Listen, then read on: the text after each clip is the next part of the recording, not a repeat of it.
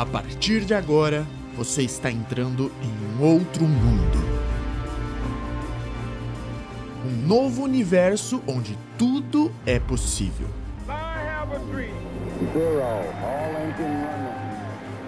Prepare o seu coração para todo tipo de emoção, porque aqui coisas incríveis vão acontecer.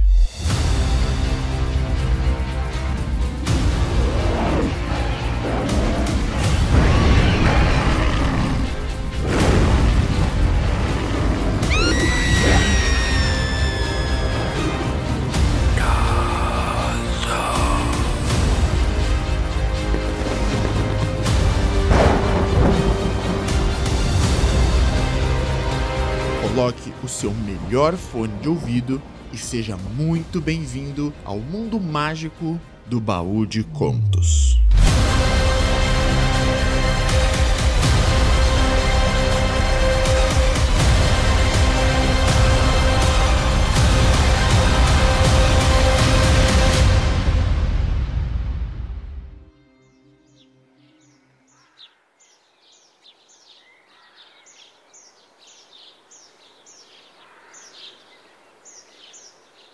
I don't do nobody nothing, Jesus, but they hate me just the same. Good Lord, I don't do nobody nothing, Vinda à América.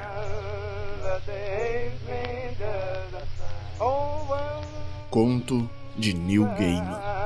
let them among the Christian family that calls my heart to pain. 1778.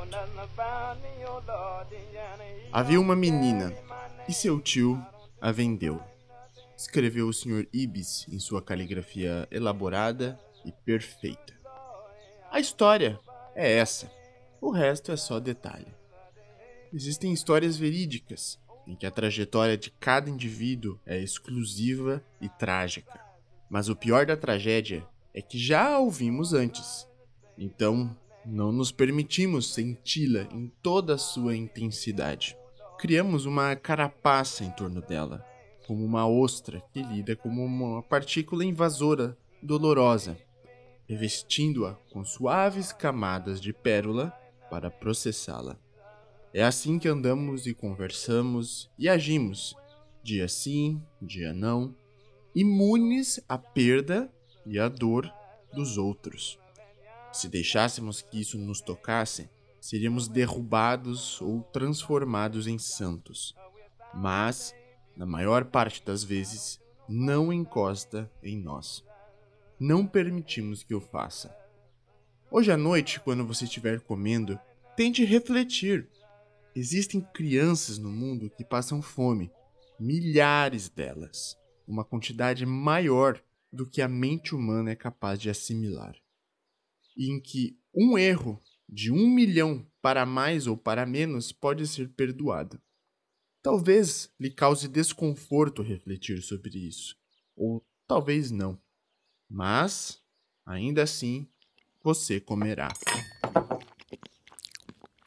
Existem relatos de que, se deixarmos esses sentimentos adentrarem nosso coração, eles nos infligirão cortes profundos. Veja, ali está um bom homem. Bom a seus próprios olhos e aos olhos de seus amigos. Ele é fiel e leal à sua esposa, adora seus filhos pequenos e cuida deles com todo o carinho. Ama seu país, se dedica a seu trabalho, sempre fazendo o melhor que pode. Então, com eficiência e benevolência, ele extermina judeus. Ele aprecia a música que soa ao fundo para deixá-los mais calmos. Aconselha os judeus a não se esquecerem do número de identificação ao entrarem nas duchas. Avisa que muitas pessoas esquecem o próprio número e pegam a roupa errada ao saírem do banho. Isso tranquiliza os judeus. Eles dizem a si mesmos que haverá vida após as duchas. Mas eles se enganam. Nosso homem supervisiona a equipe que leva os corpos até os fornos. E se ele se sente mal, é porque ainda permite que o extermínio das pragas o afete. Ele sabe que, se fosse um bom homem de verdade, sentiria apenas alegria conforme a terra é purificada da infestação. Deixe-o aí. Causa-nos um corte profundo demais. Ele está próximo demais. E isso dói. Havia uma menina e seu tio a vendeu. Dito dessa forma, parece muito mais simples. Nenhum homem, proclamou Donnie. É uma ilha, e ele estava enganado. Se não fôssemos ilhas, estaríamos perdidos, afogados nas tragédias uns dos outros. Nós nos insulamos, uma palavra que significa literalmente, lembre-se, transformado em ilha. Diante da tragédia alheia, devido à nossa natureza de ilha e devido ao aspecto repetitivo das histórias, conhecemos o formato dessas histórias e ele nunca muda. Houve um ser humano que nasceu, viveu e, de alguma forma, morreu. Pronto. Você pode preencher os detalhes a partir de sua própria experiência. Uma vida tão singular quanto qualquer outra. As vidas são como flocos de neve, únicos em cada detalhe e capazes de formar padrões já vistos antes, mas tão semelhantes uns aos outros quanto ervilhas dentro de uma vagem. E você já olhou para ervilhas dentro de uma vagem? Digo, já olhou mesmo para elas? Após um minuto de exame atento, não há como não enxergar a diferença entre elas. Precisamos de histórias individuais. Sem os indivíduos, vemos apenas números. 1000 mortos, 100.000 mortos. As baixas podem chegar a 1 milhão. Com histórias individuais, as estatísticas se transformam em pessoas. Mas até isso é uma mentira. Pois as pessoas continuam a sofrer em quantidades que também entorpecem e carecem de sentido. Olhe, veja a barriga inchada do menino e as moscas que andam pelos olhos dele, os membros esqueléticos. Seria mais fácil se você soubesse o nome dele, sua idade, seus sonhos, seus medos. Se o visse por dentro. E se fosse, não seria um desserviço à irmã dele, que repousa na terra ardente a seu lado. Uma figura distorcida e estirada, uma caricatura de criança humana. E agora que nos solidarizamos com a dor dessas crianças, elas são mais importantes para nós do que outras 1000 crianças atingidas pela mesma fome. Traçamos nossos limites em torno desses momentos de dor e permanecemos em nossas ilhas. E assim, eles não são capazes de nos ferir. São então cobertos por uma camada suave, segura, lustrosa, para que assim eles possam cair, como pérolas, de nossa alma, sem causar dor genuína.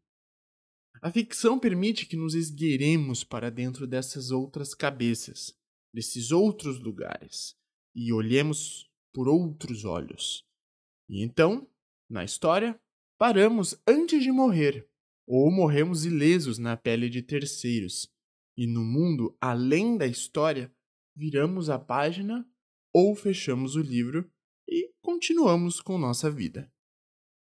Uma vida que é, como todas as outras, diferente de todas as outras. E a verdade pura e simples é esta: havia uma menina e seu tio a vendeu.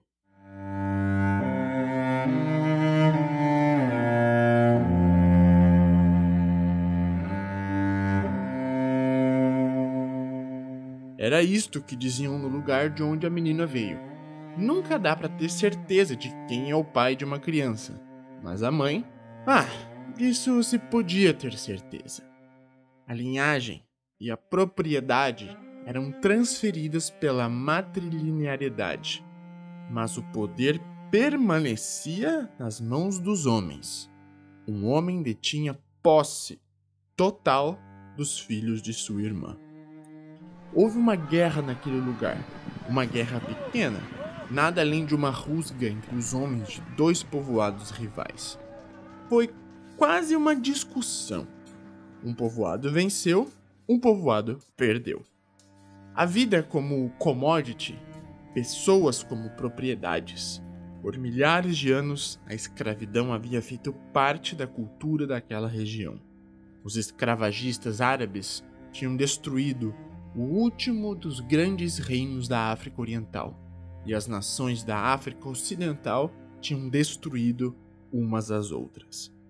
Não havia nada condenável ou incomum no fato de o tio vender os gêmeos, embora gêmeos fossem considerados seres mágicos e o tio os temesse, o bastante para não lhe dizer que seriam vendidos, para que eles não ferissem sua sombra e o matassem.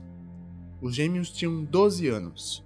Ela se chamava Wututu, a ave mensageira. Ele, Agassu, o nome de um rei morto. Eram crianças saudáveis, e por serem gêmeas, menino e menina, disseram-lhe muitas coisas sobre os deuses. E por serem gêmeas, elas ouviram o que lhes disseram e se lembraram. O tio delas era um homem gordo e preguiçoso. Se possuísse mais cabeças de gado, talvez tivesse aberto mão de um animal, não das crianças. Mas ele não possuía, vendeu os gêmeos. Deixemos o tio de lado, ele não prosseguirá conosco nesta narrativa. Sigamos apenas os gêmeos. Eles foram obrigados a marchar, junto com os outros escravos capturados ou vendidos na guerra, por 19 quilômetros até um pequeno posto avançado. Ali, os gêmeos e outros 13 foram comprados por 6 homens com lanças e facas que os fizeram rumar para o oeste, na direção do mar, e depois por muitos quilômetros ao longo da costa. Agora eram 15 escravos ao todo, as mãos restringidas com amarras frouxas, presos um ao outro pelo pescoço. Wututu perguntou ao irmão o que aconteceria com eles. Não sei, respondeu ele. Agassu era um menino que sorria com frequência. Seus dentes eram brancos e perfeitos, e ele os exibia ao sorrir. E seus sorrisos felizes deixavam Wututu feliz também. Mas agora ele não estava sorrindo. Tentou mostrar coragem para a irmã, mantendo a cabeça erguida e os ombros firmes, orgulhoso, ameaçador e cômico, como um filhote de cachorro com o pelo das costas eriçado. O homem atrás de Wututu na fila, com uma cicatriz no rosto, disse: Eles nos venderão para os diabos brancos, que vamos levar para a terra deles, do outro lado da água. E o que vão fazer com a gente lá? O homem não falou nada. Agassu tentou alertar a irmã com o olhar. Eles não tinham permissão para conversar ou cantar enquanto andavam. É possível que eles nos comam. Foi o que me contaram. É por isso que precisam de tantos escravos assim. Eles estão sempre com fome. Wututu começou a chorar. Não chore, irmã, disse Agassu. Eles não vão comer você. Eu te protejo. E os nossos deuses também. Mas Wututu continuou chorando, o coração cada vez mais pesado, sentindo dor e raiva e medo, de um modo que só uma criança é capaz de sentir, pura e absolutamente. Ela não conseguiu dizer a Agassu que não tinha medo de ser devorada pelos diabos brancos. Tinha certeza de que sobreviveria. Ela chorava porque o irmão talvez tivesse o mesmo destino e não sabia se conseguiria protegê-lo. Eles chegaram a um posto avançado e foram mantidos lá por 10 dias. Na manhã do 10º dia, foram retirados da cabana onde haviam sido prisioneiros. Nos últimos dias, o espaço ficara muito abarrotado, conforme homens chegavam de muito longe, alguns tendo percorrido centenas de quilômetros, trazendo suas próprias correias ou fileiras de escravos.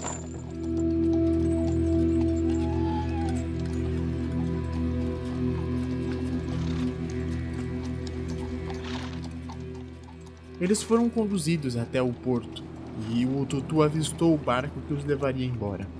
Seu primeiro pensamento foi que a embarcação era imensa e o segundo, que ela era pequena demais para comportar todos eles. Parecia pairar sobre a água. O bote do navio ia e vinha, levando os cativos até o navio, onde eram agrelhados e distribuídos nos convéses inferiores por marinheiros, alguns dos quais tinham pele bronzeada ou vermelha como tijolo, com narizes pontudos e barbas estranhas, que os faziam parecer monstros. Alguns dos marinheiros lembravam pessoas do povo dela, lembravam os homens que a haviam feito marchar pela costa. Os homens, as mulheres e as crianças foram separados, empurrados para áreas diferentes no convés. Era impossível abrigar devidamente todos os escravos. Eram muitos, então mais uma dúzia de homens foi acorrentada no convés superior, embaixo dos pontos onde a tripulação prendia suas redes. O Tutu foi deixada junto com as crianças, não com as mulheres, e não foi acorrentada, apenas trancada. Agaçu foi obrigado a ficar com os homens, em correntes, espremido como uma sardinha. Fedia debaixo do convés, embora a tripulação tivesse lavado após remover a carga anterior. O odor havia se entranhado na madeira. O cheiro de medo e bilis e diarreia e morte, de febre e loucura e ódio.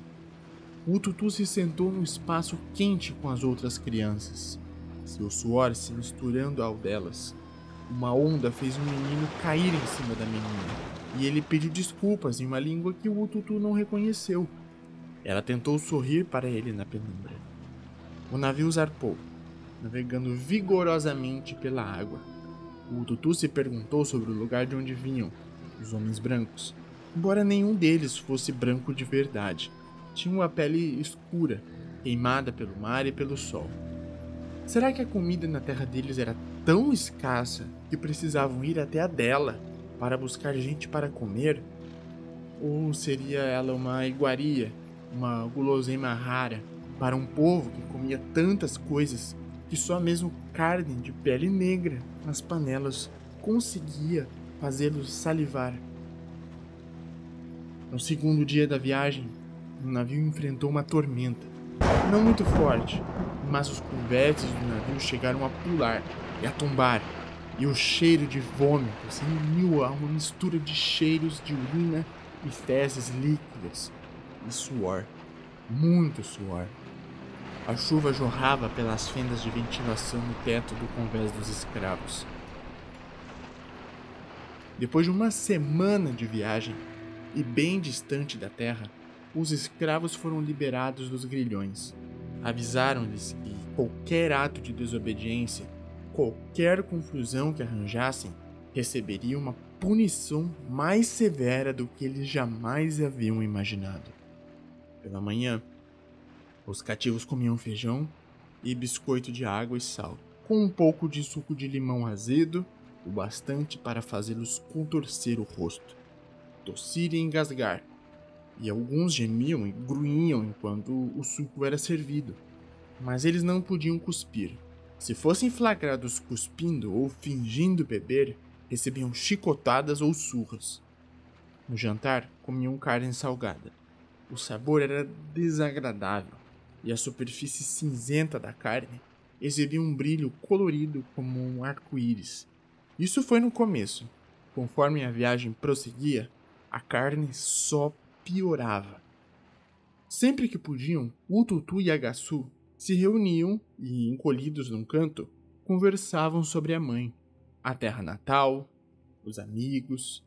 Às vezes, o Tutu contava ao irmão as histórias que a mãe lhes contara, como as de Elegba, o mais ardiloso dos deuses, que era os olhos e os ouvidos da grande Mau no mundo, que levava as mensagens a Mau e trazia suas respostas. À noite, para fugirem da monotonia do longo trajeto, os marinheiros faziam os escravos cantarem e dançarem as músicas de suas terras nativas. O Tutu deu sorte de ter sido colocada com as crianças. Elas ficavam abarrotadas e eram constantemente ignoradas. Mas o que esperava as mulheres era bem pior. Em alguns navios negreiros, as escravas eram estupradas repetidas vezes pela tripulação. Apenas um direito implícito da jornada. Aquele navio não era assim, o que não significava que não aconteciam estupros. 100 homens, mulheres e crianças morreram na viagem e foram jogados ao mar. Alguns deles nem mortos estavam ainda, mas o frio verde do oceano os despertou da febre final e eles afundaram, se debatendo, se afogando, perdidos. O Tutu e Agaçu estavam em um navio holandês, mas eles não sabiam disso, e tanto faria se tivesse sido inglês, português, espanhol ou francês. Os tripulantes negros do navio, de pele ainda mais escura que a de Ututu, diziam aos cativos aonde ir, o que fazer, quando dançar. Certa manhã, a menina percebeu que um dos guardas negros a encarava. Ela estava comendo, quando o homem se aproximou e ficou olhando para ela, sem falar nada. Por que você faz isso? Por que você serve a diabos brancos? Ele abriu um sorriso, como se aquela pergunta fosse a coisa mais engraçada que já tivesse ouvido. Então, se abaixou um pouco, seus lábios quase roçando a orelha da menina, e o hálito quente imediatamente deixou o Tutu enjoada. Se você fosse mais velha, eu a faria gritar de alegria com meu pênis. Talvez eu faça hoje à noite. Já vi como você dança bem.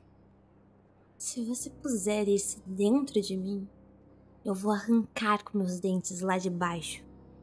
Sou uma bruxa. Tenho dentes muito afiados.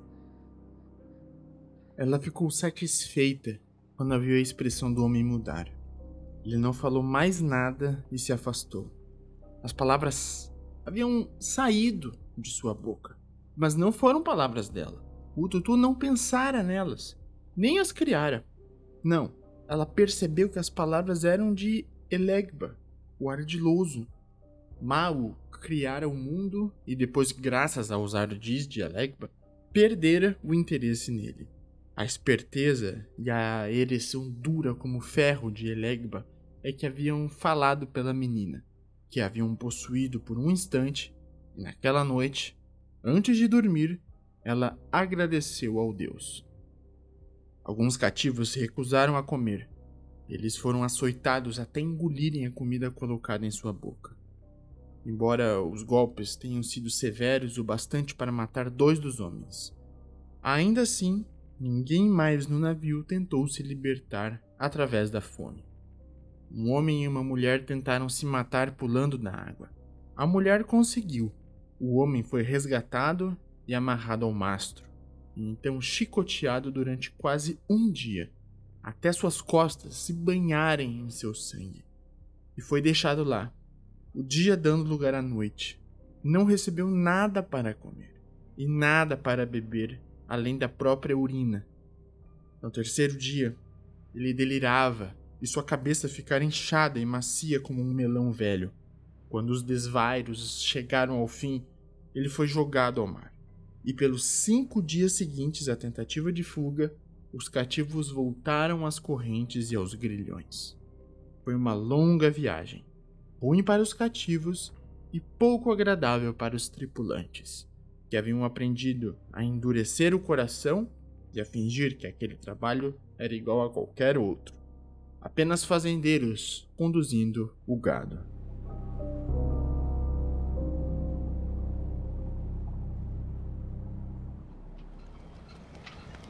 Eles aportaram em um dia bonito e quente em Bridgeton, Barbados. E os cativos foram levados do navio para a praia em botes pequenos, saídos do cais e depois conduzidos até a praça do mercado, onde, mediante certa dose de gritos e golpes de porrete, foram organizados em fileiras. Um apito soou, e a praça se encheu de homens de rosto vermelho, que cutucavam, apertavam, gritavam, examinavam, chamavam, avaliavam, resmungavam. E foi naquele momento que o Ututu e Agaçu se separaram.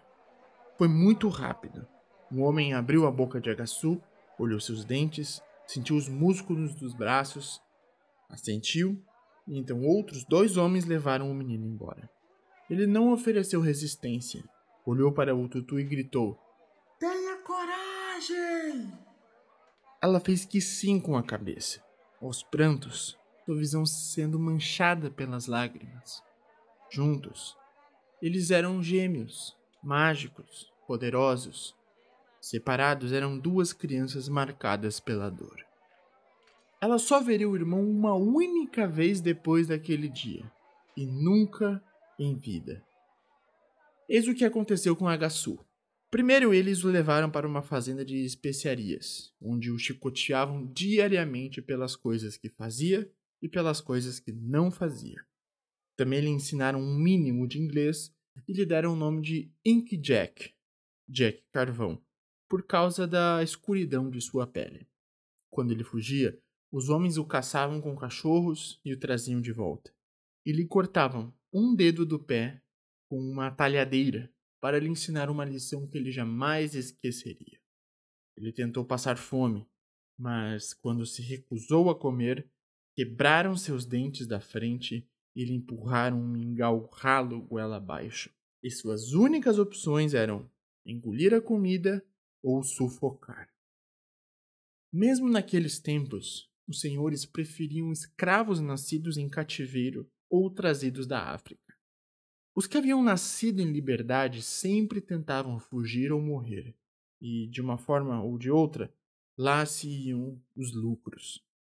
Com 16 anos, Ink Jack foi vendido, junto com outros escravos, para uma plantation de cana em Saint-Domingue. Chamaram-no de Yancit, Jacinto, o escravo grande de dentes quebrados.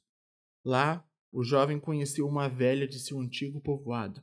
A mulher havia sido uma escrava doméstica antes de seus dedos ficarem retorcidos e rígidos demais por causa da artrite. Ela lhe disse que os brancos separavam os cativos que viessem da mesma cidade, do mesmo povoado, da mesma região, para evitar insurreições. Eles não gostavam quando os escravos conversavam em sua própria língua. Hyacinthe aprendeu um pouco de francês e alguns ensinamentos da Igreja Católica. Todos os dias, ele cortava a cana desde muito antes de o sol nascer até depois de o sol se pôr. Gerou muitas crianças, junto com outros escravos, se embrenhava pela floresta em plena madrugada, ainda que fosse proibido, para dançar a calinda, para cantar Dambala Wedo, o deus serpente, que surgia na forma de uma serpente negra. Ele cantou para Elegba, para Ogum, Xangozaka e muitos outros, todos os deuses que os cativos haviam levado à ilha, escondidos na mente e no coração. I'll be so glad when the sun goes down. I'll be so Os escravos nas plantations de açúcar de Saint-Domingue raramente viviam mais de uma década. O tempo livre que lhes era concedido, 2 horas no calor do meio-dia e 5 horas na escuridão da noite, das 11 às 4, era também o único momento que eles tinham para plantar e preparar a própria comida, pois eles não eram alimentados pelos senhores, apenas recebiam pequenos pedaços de terra para cultivar e obter seu próprio alimento. E era também o momento que eles tinham para dormir e sonhar. Ainda assim, eles aproveitavam esse tempo para se reunir e dançar e cantar e louvar. O solo de Saint-Domingue era fértil e os deuses de Daomé, do Congo e do Níger fincaram ali raízes vigorosas e cresceram, exuberantes e imensos e profundos, e prometeram liberdade àqueles que os louvassem à noite nas florestas. Hyacinthe tinha 25 anos de idade quando uma aranha mordeu sua mão direita. O local da mordida infeccionou e a carne das costas da mão necrosou. Em pouco tempo, O braço inteiro estava inchado e roxo, e a mão fedia, latejava e ardia. Fizeram-no beber um rum fajuto e aqueceram a lâmina de um facão no fogo até ela brilhar, vermelha e branca. Cortaram fora o braço dele na altura do ombro, com uma serra, e o cauterizaram com uma lâmina ardente. Ele passou uma semana caído de febre. Depois, voltou ao trabalho. O escravo de um braço só, chamado Hyacinthe, participou da revolta dos escravos de 1791. O próprio Elegba se apossou de Hyacinthe na floresta, cavalgando-o como um homem branco cavalgava um cavalo, e falou através dele. Hyacinthe não se lembrava muito do que fora dito, mas os outros que o acompanharam disseram que ele lhes havia prometido a liberdade. Ele se lembrava apenas da ereção rígida e dolorosa e de erguer as duas mãos, a que ele tinha e a que não possuía mais. Um porco foi morto, e os homens e as mulheres do plantation beberam o sangue quente do animal, jurando lealdade e criando uma irmandade. Eles se declararam um exército de libertação e fizeram mais votos aos deuses de todas as terras de onde haviam sido roubados. Se morrermos em batalha contra os brancos, renasceremos na África, em nossos lares, em nossas tribos. Havia outro Hyacinthe no grupo. Então passaram a chamar Agaçu de Grande Braço. Ele combateu, louvou, sacrificou, planejou, viu seus amigos e suas amadas morrerem e continuou combatendo. Eles combateram por 12 anos, uma luta enlouquecida e sangrenta contra os senhores de terra, contra as forças trazidas da França. Eles combateram e continuaram combatendo, e o impossível aconteceu, e eles venceram. Em 1º de janeiro de 1804, foi declarada a independência de Saint-Domingue, que logo viria a ser conhecido pelo mundo como República do Haiti. Grande Braço não viveu para ver a independência se concretizar. Ele morreu em agosto de 1802, pela baioneta de um soldado francês. No momento exato da morte de Grande Braço, que antes fora chamado Hyacinthe, e antes disso Ink Jack, e que no coração sempre fora Agaçu, sua irmã, que ele havia conhecido como Wututu, que fora chamado Mary na primeira plantation nas Carolinas, e Daisy, quando se tornara escrava doméstica, e Suki, quando a venderam à família Laver mais abaixo, em Nova Orleans, sentiu a baioneta fria penetrar por entre as costelas e começou a gritar e a chorar, descontroladamente. Suas filhas gêmeas, ainda bebês, acordaram e começaram a chorar também. Elas eram cor de café com creme, ao contrário dos filhos negros que ela havia parido na plantation, quando ela própria era pouco mais do que uma criança. Filhos que ela não via desde que eles tinham 15 e 10 anos. A menina do meio havia morrido 1 ano antes, quando foi vendida para longe. Suki fora açoitada muitas vezes desde que eles haviam desembarcado.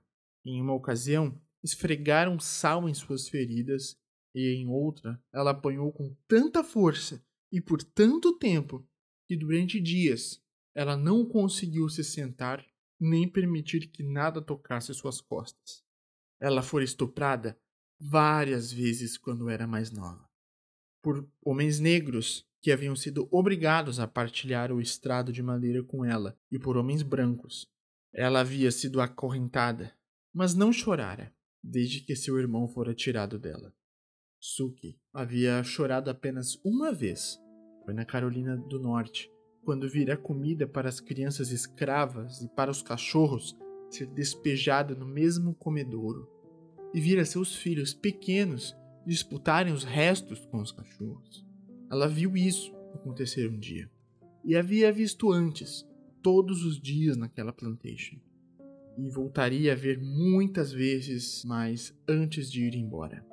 Ela viu isso naquele dia, e isso lhe partiu o coração. Ela fora bonita por um tempo, mas os anos de dor haviam cobrado seu preço, e ela já não era mais bonita. Seu rosto era enrugado, e havia sofrimento demais naqueles olhos castanhos. 11 anos antes, quando ela tinha 25, seu braço direito se atrofiara. Nenhum dos brancos soubera dizer o que havia acontecido. A carne pareceu escorregar dos ossos, e agora seu braço direito pendia ao lado do corpo. Nada mais do que um braço esquelético coberto de pele, e quase imóvel. Depois disso, ela se tornou uma escrava doméstica. A família Carterton, proprietária daquela plantation, ficou impressionada com as habilidades dela na cozinha e no cuidado com a casa, mas o braço atrofiado da criada incomodava a senhora Carterton. Então, ela foi vendida para a família Lavere, que estava passando um ano fora da Louisiana. O Sr. Lavere era um homem gordo e alegre, que precisava de uma cozinheira e de uma criada para serviços gerais, e que não sentia nem um pouco de repulsa pelo braço atrofiado da escrava Daisy. Quando, um ano depois, eles voltaram à Louisiana, a escrava Suki foi junto. Em Nova Orleans, as mulheres iam até ela, e também os homens, atrás de curas e encantos de amor e pequenos amuletos. Pessoas negras, sim, claro, mas também as brancas. A família Lavere fazia vista grossa. Talvez eles gostassem do prestígio de ter uma escrava que fosse temida e respeitada. Porém, não lhe venderiam a liberdade. Suki ia ao baiú tarde da noite e dançava a calinda e a bambula. Como os dançarinos em Saint-Domingue e os dançarinos em sua terra natal, os dançarinos no baiú usavam uma cobra preta como voodoo. Mesmo assim, os deuses da terra natal dela e os de outras nações africanas não possuíram aquelas pessoas como haviam possuído o irmão dela e as pessoas de Saint-Domingue. Mas ela continuava a invocá-los e a chamar seus nomes, a suplicar favores. Ela ouviu quando os brancos falaram sobre a revolta em Saint-Domingue, como eles diziam, e sobre como aquilo estava fadado ao fracasso. Imagina só, uma terra de canibais! E depois, reparou quando eles pararam de falar no assunto. A impressão era de que os homens brancos fingiam que nunca havia existido um lugar chamado Saint-Domingue, muito menos um com o nome de Haiti, palavra que jamais era mencionada. Era como se toda a nação americana tivesse decidido que, se acreditasse bastante, faria com que uma ilha caribenha inteira deixasse de existir, por pura e simples força de vontade. Uma geração de filhos dos Lavere cresceu sob o olhar atento de Suki. O mais novo, incapaz de dizer Suki na infância, chamara-a de Mama Zuzu, e o nome pegou. Agora, o ano era 1821, e Suki estava com 50 e poucos anos. Parecia muito mais velha. Ela conhecia mais segredos do que a velha Sanité Dedé, que vendia doces na frente do cabildo, mais do que Maria Salopé, que chamava a si mesma de Rainha Voodoo. As duas eram mulheres de cor livres, enquanto Mama Zuzu era uma escrava, e morreria escrava, ou era o que o seu mestre havia anunciado. A jovem que veio até ela para descobrir o que havia acontecido com seu marido se apresentara como Viúva Paris. Tinha seios firmes, juventude, orgulho. Seu corpo tinha sangue africano e sangue europeu, e sangue indígena. Sua pele era avermelhada e seu cabelo era de um preto lustroso. Seus olhos eram pretos e arrogantes. Seu marido, Jacques Paris, talvez estivesse morto. Ele era 3/4 branco, de acordo com o cálculo que se fazia dessas coisas. E era o filho bastardo de uma família que já tivera prestígio no passado, um dos muitos imigrantes que haviam fugido de Saint-Domingue, e um homem tão livre quanto sua bela e jovem esposa. Meu Jacques, ele morreu? Perguntou a viúva Paris. Ele está com uma mulher branca, em algum lugar ao norte daqui. Uma mulher branca de cabelo dourado. Ele está vivo. Ela era uma cabeleireira e ia de casa em casa fazer penteados nas damas elegantes de Nova Orleans, antes de seus compromissos sociais tão estressantes. Mama Zuzu consultou os ossos e balançou a cabeça. Não havia mágica alguma naquela descoberta. Todo mundo em Nova Orleans sabia com quem exatamente Jacques Paris havia fugido e qual era a cor do cabelo dela. Mama Zuzu ficou surpresa ao constatar que a viúva Paris ainda não sabia que Jacques estava enfiando seu pintinho mulato em uma menina rosada lá em Colfax todas as noites. Bom, pelo menos nas noites em que ele não estava tão bêbado que só conseguia usá-lo para mijar. Talvez ela soubesse. Talvez tivesse vindo por outro motivo. A viúva Paris visitava a velha escrava 1 ou 2 vezes por semana. Depois de um mês, ela passou a trazer presentes para a velha. Laços de cabelo, um bolo de sementes de alcaravia, um galo preto. Mama Zuzu, é hora de você me ensinar tudo o que sabe. Sim, Respondeu Mama Zuzu, que sabia como o mundo funcionava.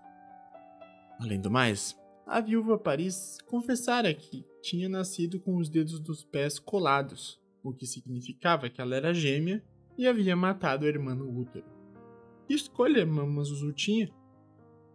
Ela ensinou a moça que 2 notas moscadas, presas em um barbante em volta do pescoço, até o barbante se romper, curam sopros cardíacos, e que um pombo que nunca voou, se for aberto e colocado na cabeça do paciente, aplacará uma febre. Ela lhe mostrou como fazer uma bolsa de desejos, uma bolsinha de couro contendo 13 moedas de 1 centavo, 9 sementes de algodão e pelos de um porco preto. E mostrou como esfregar a bolsa para fazer com que os desejos se realizassem. A viúva Paris aprendeu tudo o que Mama Zuzu lhe ensinou, mas ela não se interessava muito pelos deuses, nem um pouco. Ela preferia se ater às questões práticas. Ficou maravilhada ao descobrir que, se mergulhasse uma rã viva em mel e a colocasse em um formigueiro, depois, quando os ossos estivessem limpos e brancos, um olhar mais atento encontraria um osso achatado em forma de coração e outro como um gancho. O osso com o gancho deve ser preso à roupa da pessoa cujo amor é desejado, enquanto o osso com forma de coração deve ser guardado em segurança, pois se for perdido a pessoa amada se voltará contra você como um cão raivoso. Isso feito, pronto, a pessoa amada será conquistada. Ela descobriu que pó de cobra ressecada, se colocado no pó facial de uma inimiga, causará cegueira, e que é possível fazer uma inimiga se afogar obtendo uma roupa debaixo dela, virando-a do avesso e enterrando-a à meia-noite sob um tijolo. Mama Zuzu mostrou à viúva Paris a raiz maravilhosa do mundo, as grandes e as pequenas raízes de John the Conqueror, e também um pouco de sangue de dragão, e erva de gato, e pontentilha. Ela ensinou a preparar chá de definhar, e água de miciga, e água farechingo. Tudo isso, e mais um pouco, Mama Zuzu ensinou à viúva Paris. Ainda assim, no final de uma decepção para a velha, ela fez o possível para transmitir as verdades ocultas, o conhecimento profundo, para contar de Elekba, de Mawu, Jai e Redu, da serpente voodoo e do resto.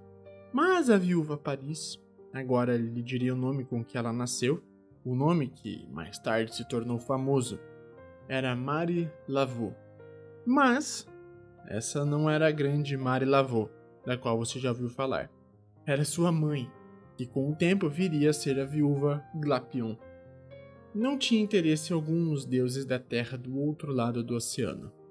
Se Saint-Domingue havia sido uma terra negra, exuberante para o crescimento dos deuses africanos, aquela terra, com o milho e os melões, as lagostas e o algodão, era estéril e infértil. ela não liga. Reclamou Mama Zuzu para Clementine, sua confidente, que trabalhava de lavadeira para muitas das casas naquele distrito, lavando cortinas e colchas.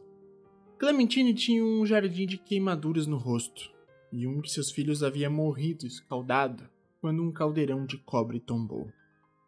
Então não me ensine. Disse Clementine. Eu ensino, mas ela não vê o que é precioso. Ela só vê o que pode ser feito com os ensinamentos. Eu dou diamantes, mas ela só se importa com um vidro bonito. Eu dou uma demi-bouteille do melhor vinho clarete, e ela bebe água de rio. Eu dou codorna, e ela só deseja comer rato. Então por que você persiste? Perguntou Clementine. Mama Zuzu deu de ombros, e seu braço atrofiado tremeu. Ela não tinha resposta. Poderia dizer que já ensinava por estar grata por continuar viva. E ela estava. Já vira muitos morrerem. Poderia dizer que sonhava com um dia em que os escravos se levantariam, tal como se levantaram, e foram derrotados em Laplace. Mas ela sabia, no íntimo, que sem os deuses da África, eles jamais superariam seus captores brancos, jamais voltariam à terra natal. Quando ela acordou naquela noite terrível, quase 20 anos antes, e sentiu o aço frio entre as costelas, foi aí que a vida de Mama Zuzu acabou. Agora ela era alguém que não vivia, que apenas odiava. Se você lhe perguntasse sobre o ódio, ela jamais mencionaria a menina de 12 anos e um navio fétido. Isso havia sido encoberto em sua mente. Foram açoites e surras demais, noites demais em grilhões, despedidas demais, dor demais. Mas ela não poderia falar sobre o filho, e sobre quando arrancaram o polegar dele quando o mestre descobriu que o menino sabia ler e escrever. Ela poderia falar da filha, com 12 anos, e já grávida de 8 meses de um capataz, e do buraco que cavaram na terra vermelha para acomodar a barriga grávida de sua filha, e depois o açoitaram, até fazer as costas dela sangrarem. Apesar do buraco cavado cuidadosamente, sua filha havia perdido o bebê e a vida em uma manhã de domingo, quando todos os brancos estavam na igreja. Dor demais. Louve-os.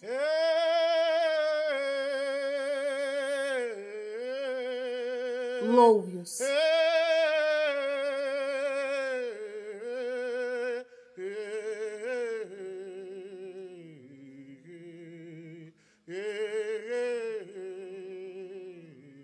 Louve-os.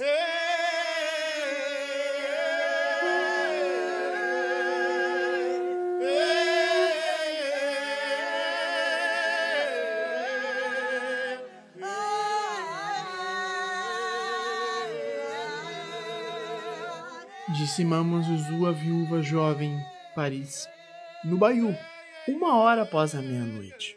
As duas estavam com o peito desnudo e suavam no ar úmido da noite, e a pele delas se realçava ao luar. O marido da viúva Paris, Jacques, cuja morte 3 anos mais tarde apresentaria diversas características notáveis, contara a Marie que um pouco sobre os deuses de Saint-Domingue, mas ela não se importava. O poder vinha dos rituais, não dos deuses. Juntas, Mama Zuzu e Viúva Paris entoavam e batiam os pés e gemiam no pântano. Elas cantavam para as serpentes negras, a mulher de cor livre e a escrava com o braço atrofiado. Isto é muito maior do que a sua prosperidade e o fracasso dos seus inimigos, disse Mama Zuzu. Muitas palavras das cerimônias, palavras que no passado ela conhecia, palavras que seu irmão também conhecera, essas palavras haviam fugido de sua memória. Ela disse à bela Marie Laveau que as palavras não importavam, apenas as melodias e as batidas. E ali, cantando e batendo nas serpentes negras, no pântano, ela teve uma visão estranha. Ela viu o ritmo das canções, o ritmo da calinda, o ritmo da bamboula, todos os ritmos da África Equatorial, disseminando-se lentamente por aquela terra da meia-noite, até todo o país tremer e se mover ao ritmo dos velhos deuses de cujo reino ela havia saído. E compreendeu de alguma forma, ali no pântano, que nem mesmo isso seria suficiente. Ela se virou para a bela Marie e deu a si mesma, pelos olhos da jovem, uma mulher velha de pele negra, cujo rosto enrugado, um braço magro caído inerte ao lado do corpo, os olhos de uma pessoa que viu seus filhos brigarem pela comida do comedouro com os cachorros, viu a si mesma e percebeu pela primeira vez a repulsa e o medo que a outra mulher sentia por ela. Então ela riu, se abaixou e pegou com a mão boa uma cobra comprida como um galho de árvore e grossa como a corda de um navio. Aqui, isso será nosso voodoo. Ela soltou a cobra sem resistência dentro de um cesto que a pálida Marie havia levado. E então, ao luar, a segunda visão a possuiu uma última vez, e ela viu o irmão Agaçu, não o menino de 12 anos que ela vira no mercado de Bridgeton tanto tempo antes, mas um homem imenso, careca e sorridente, com dentes quebrados e as costas marcadas por cicatrizes profundas. Na mão, ele segurava um facão. O braço direito era apenas um cotoco. Ela estendeu a mão esquerda, a mão boa. Fique mais um pouco. Irei até você logo. E Marie Paris achou que a velha estivesse falando com ela.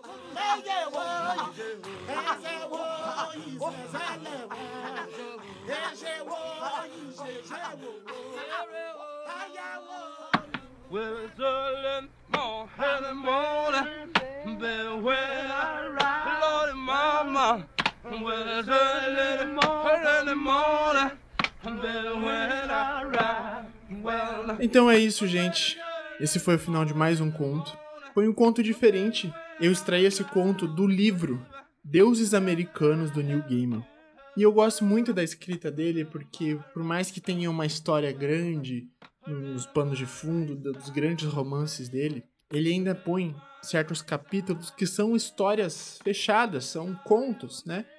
Dentro da trama principal, que conversa com toda a história. E é muito legal. E esse conto dele, Vim da América, me tocou muito, muito mesmo.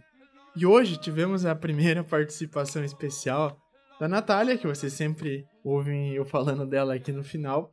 Foi muito importante ter ela aqui comigo hoje. Espero que vocês gostem também.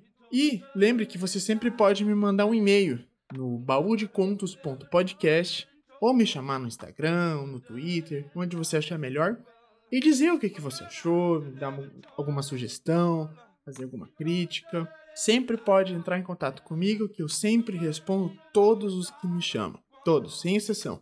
Agora, se de alguma forma esse conto te tocou mais profundamente, considere também apoiar o Baú de Contos financeiramente, seja lá no site do Catarse ou seja no Pix do Baú de Contos.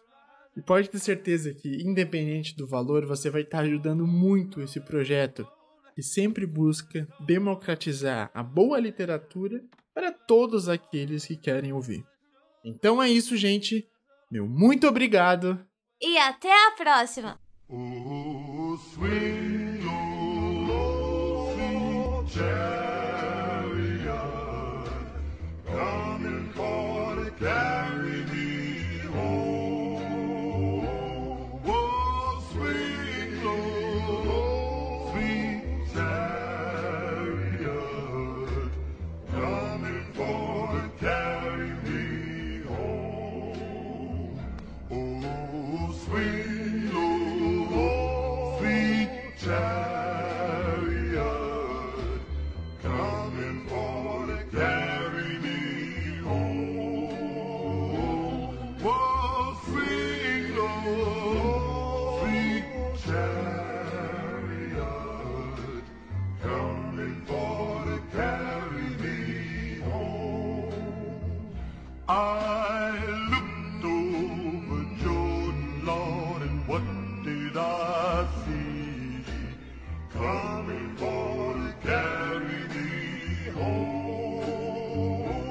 A band of angels are coming after me. Coming